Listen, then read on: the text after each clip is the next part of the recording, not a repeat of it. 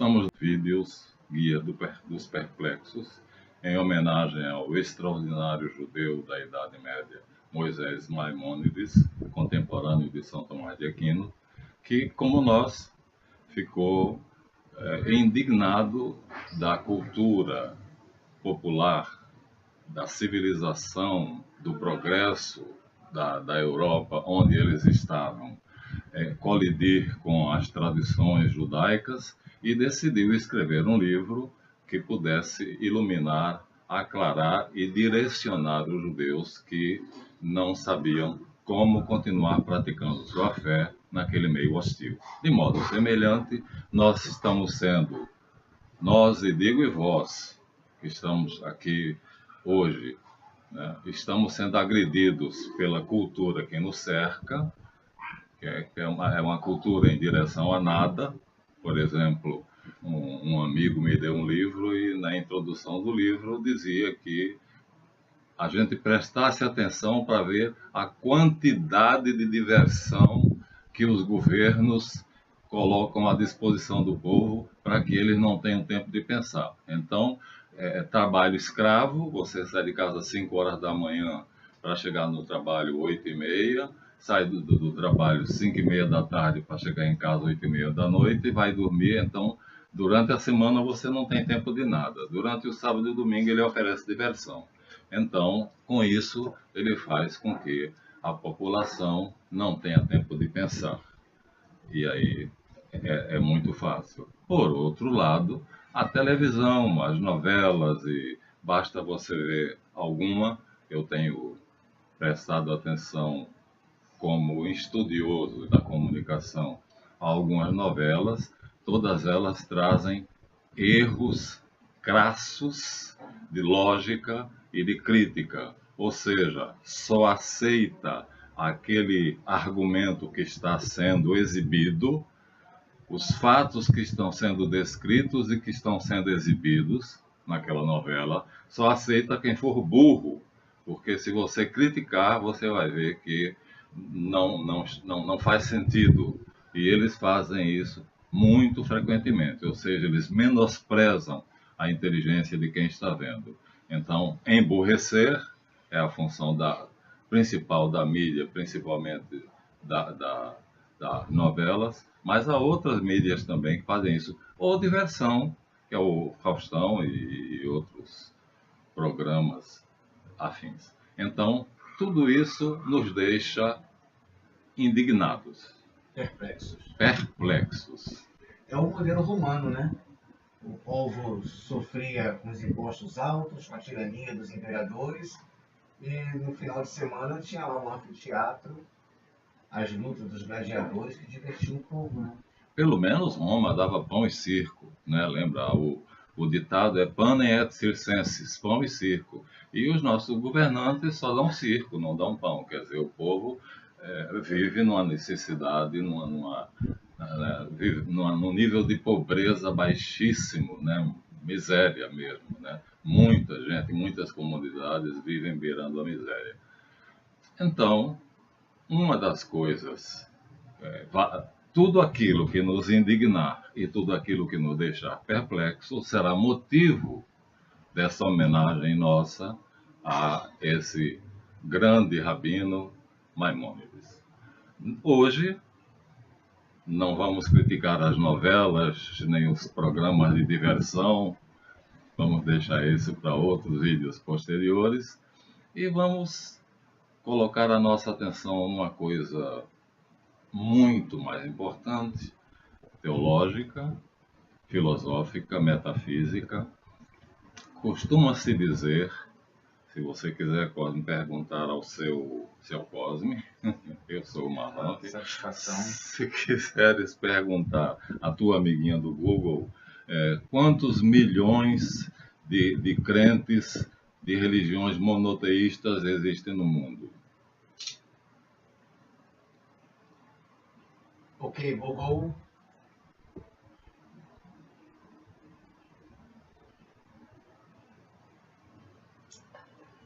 Ok, Google. Quantos milhões de cristãos existem no mundo? De crentes monoteístas, de pessoas que creem numa religião monoteísta.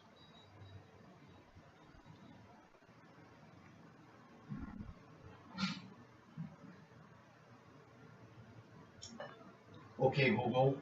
Quantos cristãos... Perdão. Quantos crentes, né? Quantos milhões de crentes monoteístas? Monoteísta concernente ao... Ok, Google. Quantos crentes monoteístas existem no mundo?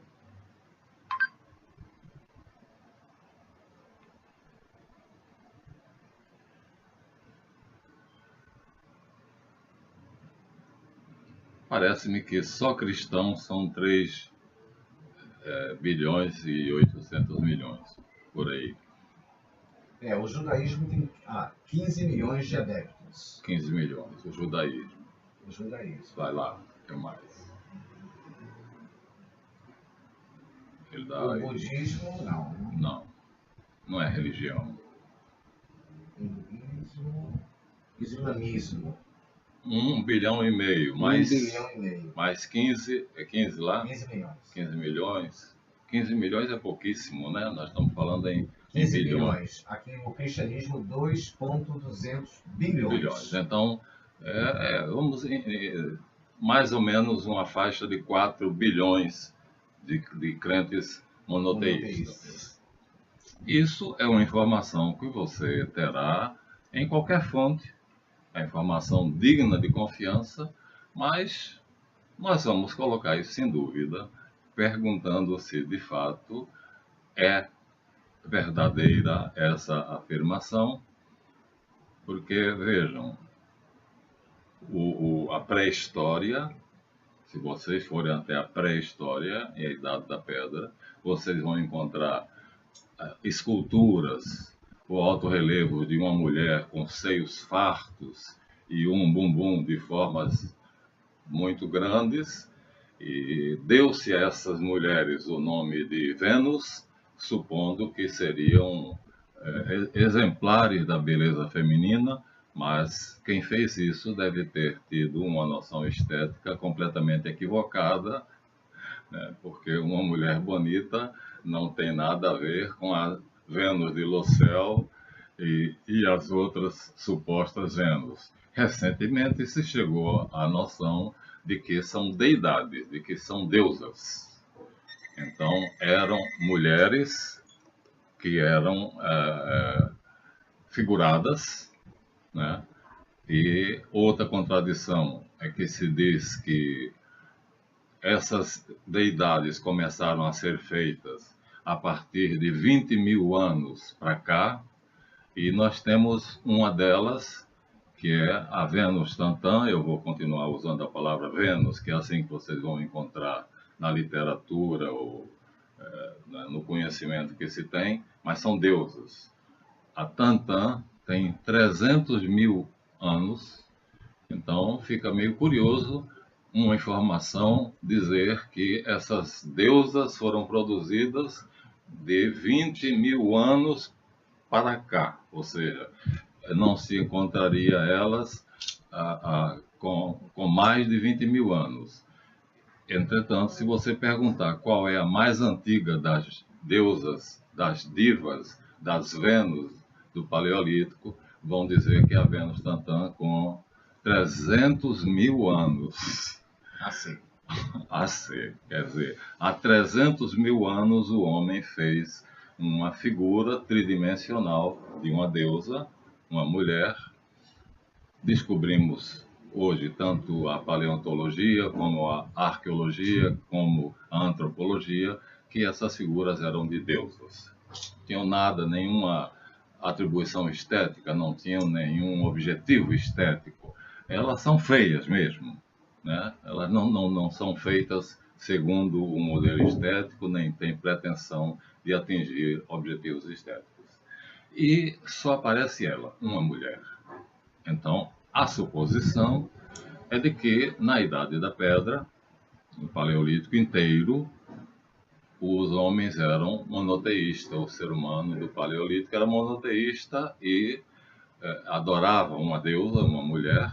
A mulher era a chefe do clã, Uns dizem que supostamente porque ela concebia e dava à luz os membros da tribo, que eles não sabiam explicar como, e isso dava a ela um caráter divino da criação, algo semelhante ao Criador, né?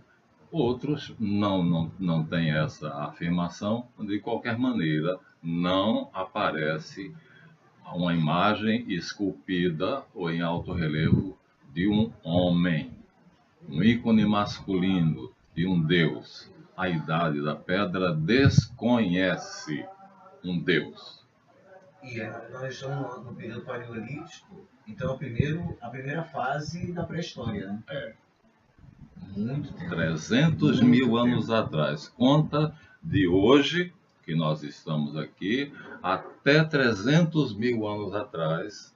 Então é muito tempo. Então, durante todo esse tempo, o ser humano foi monoteísta. Na transição do Paleolítico para o Neolítico, então aparecem estátuas de homens.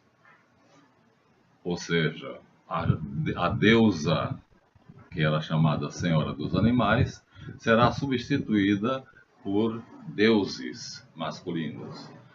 A história explica que, devido à domesticação dos animais e dos vegetais, ou seja, o domínio da agricultura A revolução, né? a revolução agrícola, a revolução pecuária,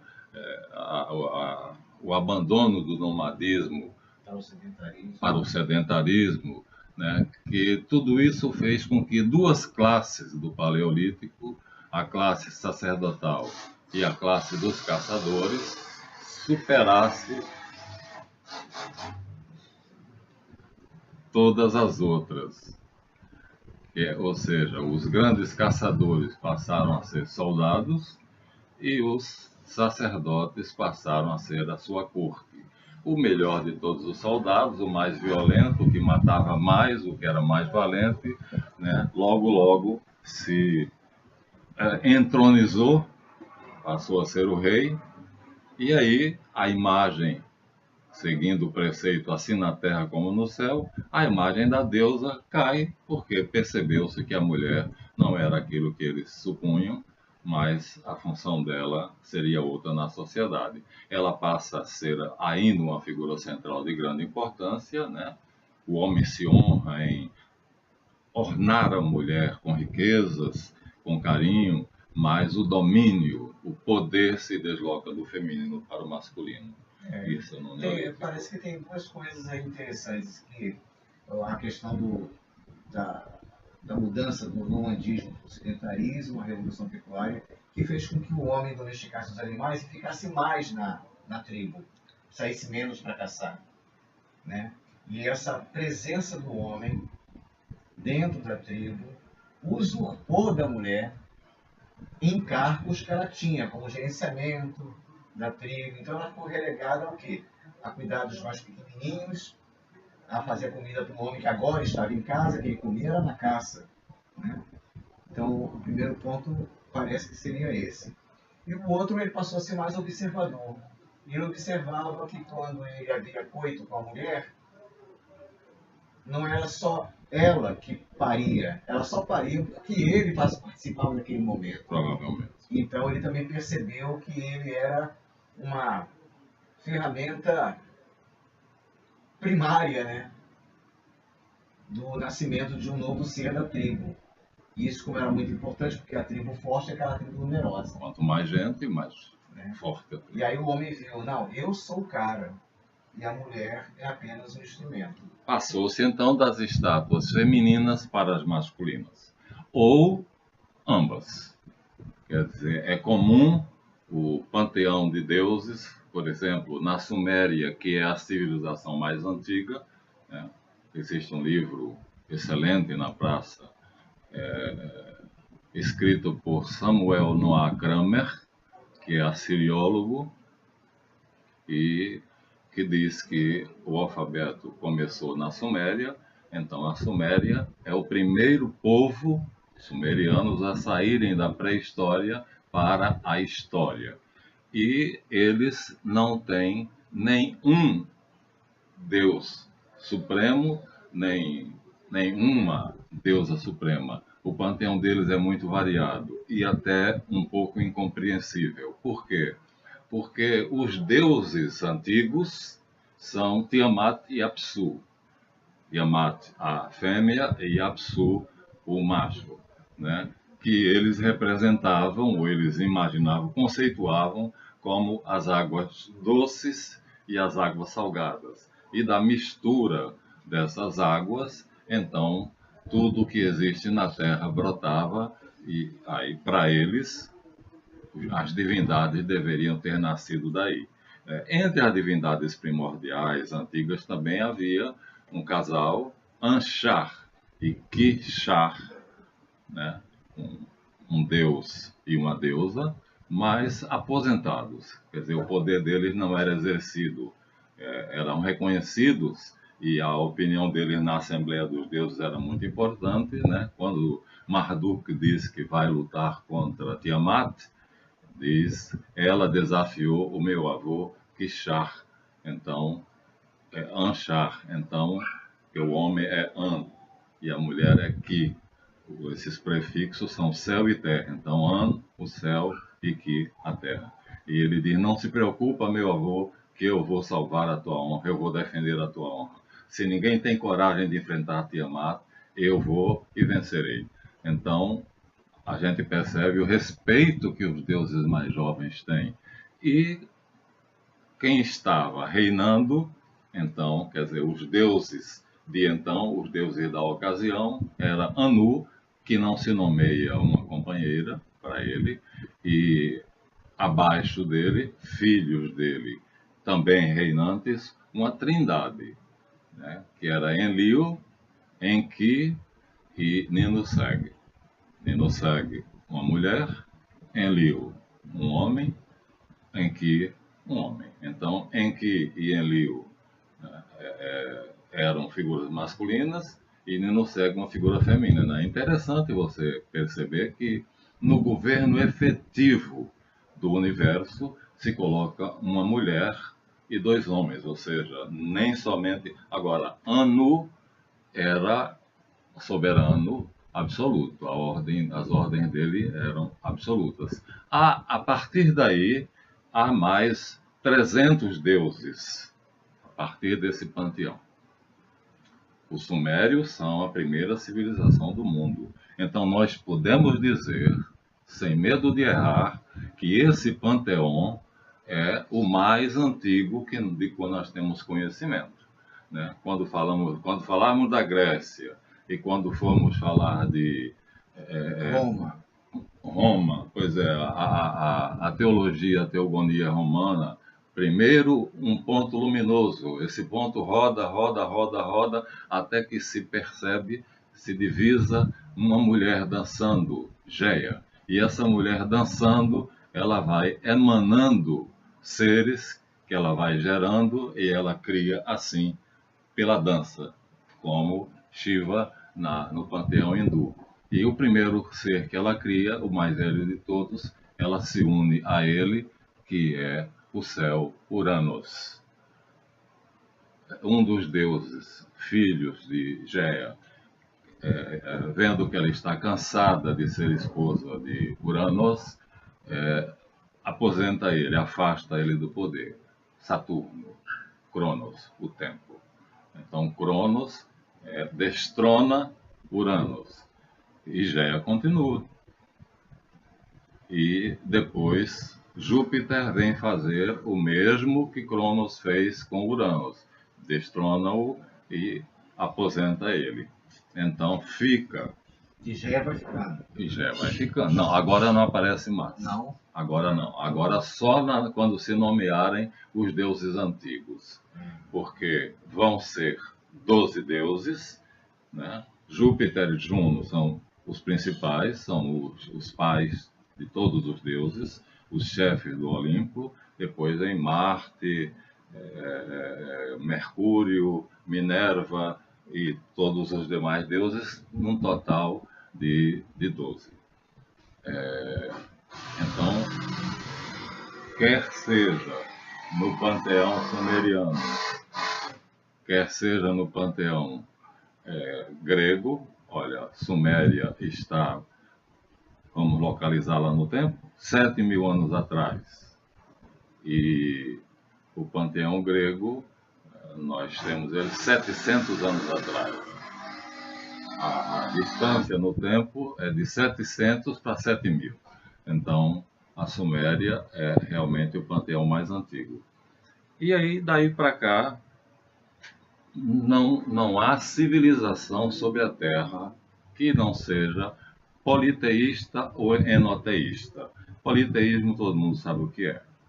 É uma porção de divindades, algumas brigam umas com as outras para ganharem o poder daquelas, para subjugar aquela, e o enoteísmo significa uma divindade que já é respeitada como a maior de todas, por outras divindades, né, que exercem o seu poder, cada um no seu território, como é o caso dos caldeus, que nós separamos aqui,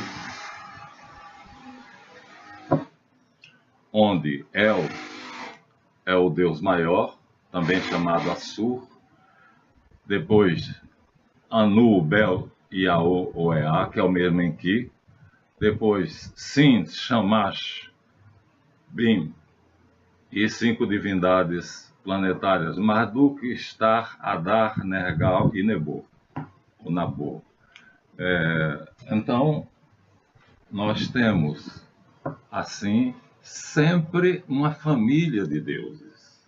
Mas quando o Abraão recebe o chamado de Deus para ir para Ur, para sair de Ur, né, ir para o lugar que será mostrado, né, ele abandona essas divindades semitas, aqui seriam caldeus, portanto seriam semitas. Ele abandona essa quantidade de deuses para adorar a um só Deus, que dependendo do texto pode ser El Shaddai, ou pode ser Javé. Nós somos de opinião que o Deus de Abraão seria El Shaddai, que Javé foi colocado como um acréscimo, alguém colocou que era Javé, porque para que Javé tivesse a mesma antiguidade de El, mas todo o compêndio de todos os sábios e eruditos dizem que a mais antiga divindade é El, a mais antiga divindade semita é El. Agora, eu estou querendo chegar ao seguinte: então, como nós chegamos a partir daí, na pré-história, o monoteísmo que elege a deusa Senhora dos Animais, né? E quando se torna acádios e caldeus, já temos agora o politeísmo, e geralmente com um homem numa posição superior. Como chegamos a hoje ao judaísmo, ao islamismo e ao cristianismo, que são chamadas as 3 grandes religiões monoteístas. E me permitam aqui fazer a pergunta, que não vou responder nesse vídeo, mas, na verdade, no cristianismo, é o monoteísmo ou o enoteísmo? Porque parece que a figura do Pai sempre fica acima da do Filho e a do Espírito Santo. Isso se encaixa na definição de enoteísmo, que é um Deus reconhecido pelos outros como sendo o maior e os outros que ocupam suas posições. Então, fechamos esse vídeo, vamos dar a palavra ao Cosme, mas fechamos esse vídeo colocando essa grande dúvida. Não há dúvida que o Islã é monoteísta. Allah é único e Maomé é seu profeta. Não há dúvida de que o judaísmo é monoteísta. Ouça Israel, Javé é nosso Deus, Javé é único. Então essas 2 religiões não tem dúvida. Mas quando a gente vai para o cristianismo, né, e a gente vê que Jesus Cristo deixou claro que as potências sobrenaturais seriam o Pai, o Filho e o Espírito Santo, São João ora chama o Filho, ora chama o Verbo, Então, eu poderia supor que, então, a religião católica ou cristã, de qualquer forma, não seria monoteísta, mas seria enoteísta, já que o Pai tem sempre a precedência. Cristo vem para glorificar o Pai. O Espírito Santo vem para que aqueles que o recebam tenham conhecimento do Pai e, através do Pai, serem atraídos para Ele. Então, parece que o Espírito Santo e o Filho desempenham um papel secundário, né, De obediência, né? de obediência, de glorificação ao Pai, que é, enfim, o soberano do universo. Não parece assim? Parece. Parece. Parece sim.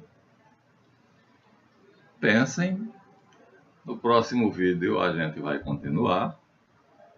Não queremos que esse vídeo passe de 30 minutos, para não ser cansativo.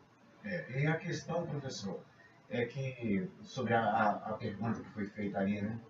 O senhor fez aí sobre o salto, né? Que deu do monoteísmo para o politeísmo.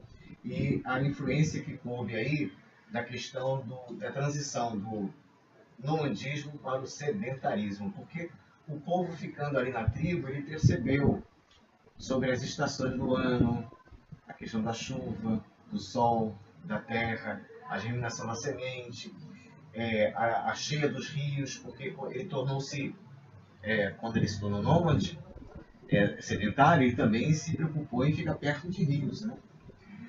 Foi o caso da cidade de Ur, né? O Nilo lá do Egito, isso. Então ele começou a nomear, parece, para cada momento da vivência dele, que importava da subsistência da tribo, um Deus. Um Deus diferente.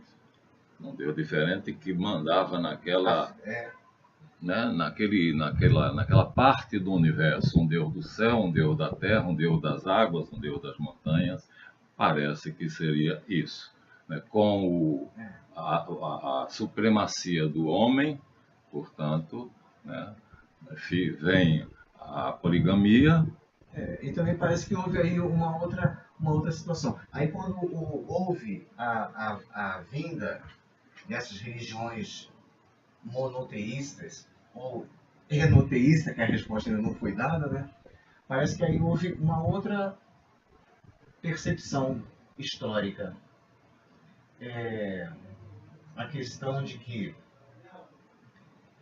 o homem que se colocou na tribo como herói, como guerreiro forte, aquele que tem o poder das armas, ele começou a subjugar. Então era muito conveniente para esse grande líder, como no caso dos faraós do Egito, se nomearem Deus, né? Filho de um Deus supremo. Só que esse Deus supremo não podia ser vários deuses. Tinha que ser um acima de todos e o faraó, filho desse Deus. Assim na terra como no céu. E aí foi instalado a questão da sociedade estamental, né? Tudo é desse cara, tudo é desse faraó, tudo é desse rei, desse imperador. Ele é o ditador, ele manda. E o que gera auspícios a ele seria esse Deus supremo que todos temem. Parece que houve uma coisa desse tipo. Sim. Né? A gente vai ver isso no próximo. Né? Uma ligação extraordinária entre o governante da terra e esse supremo governante do céu. Porque o homem tem essa mania, né? A primeira coisa quando acontece algo na nossa vida, seja desemprego, seja uma batida de carro, a gente já foi para o trabalho feito. Foi uma cumba. A gente nunca pensa na racionalidade, a gente sempre pensa naquilo que é sobrenatural, naquilo que é magia, né? E é fácil para o homem, então, determinar deuses, né? Então vamos ficar aqui, já para não passar dos 30 minutos. Né? Em vídeos de 30 minutos iremos dar a resposta no próximo, se Deus quiser. Enoteísmo ou monoteísmo. O que é a religião católica? Se vocês gostaram do vídeo, deem um like, para que a gente saiba se o assunto está agradando ou não. e vamos para o próximo. Obrigado. Até a próxima. Até a próxima.